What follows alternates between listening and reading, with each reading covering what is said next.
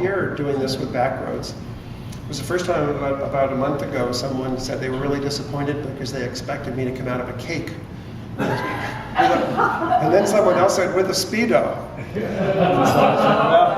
So you really want a surprise, don't you? Yeah. Bruce, it would be better if you stood over there because we're looking right at the Okay. light. Well, I'll do that. We've been looking at the light all day. Okay. Thank you. If others come, we'll have to just make a little adjustment. That's perfect. Now we can see you. Now we can actually see you. And we can see Nice. So, as you said, I live down the shore. I've played fiddle for many years.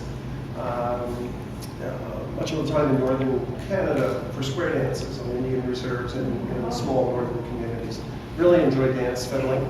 But since I've been in Nova Scotia, which is about 15 years, I've taken a real interest in local history and in local music, maritime music, its origins, both tunes and songs, how it crossed from Ireland, Scotland, and the Celtic Sea area over a period of over 200 or 300 years, and especially around the mid-17 to mid-1800s is the period that I'm very interested in. So for those of you in the States, I know folks from Chicago, Milwaukee, Philadelphia, Colorado. Seattle. Okay.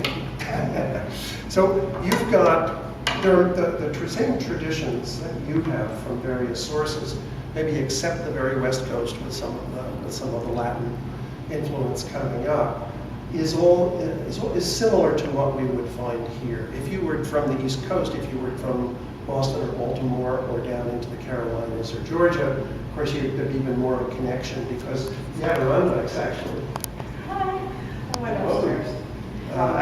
forms a highway in a sense for the music that you would see in something like Songcatchers or other Cold Mountain movies that were set in the Appalachians that used authentic music as backdrop. So a lot of that music started here, or the same music came here as it came into other parts of North America. And it often changed. And so some of what I'll do for you tonight will be to try to connect some of the music that you might hear or that others might hear with what we do.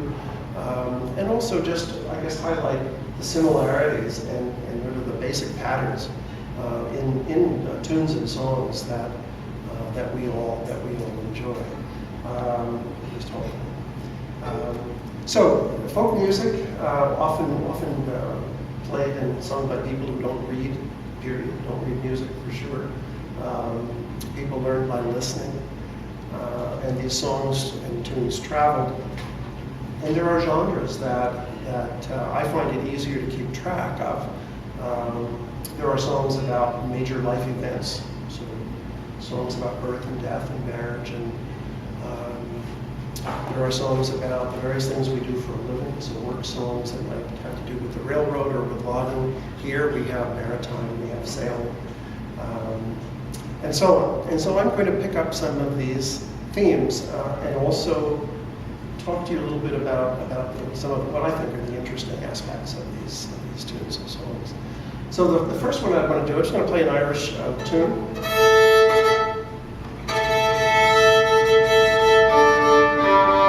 This is called Vanish Misfortune. I generally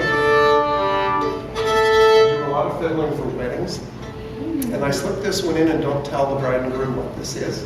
But this is my musical hope that they hang on, that they will become one of the statistics, and they have a good partnership.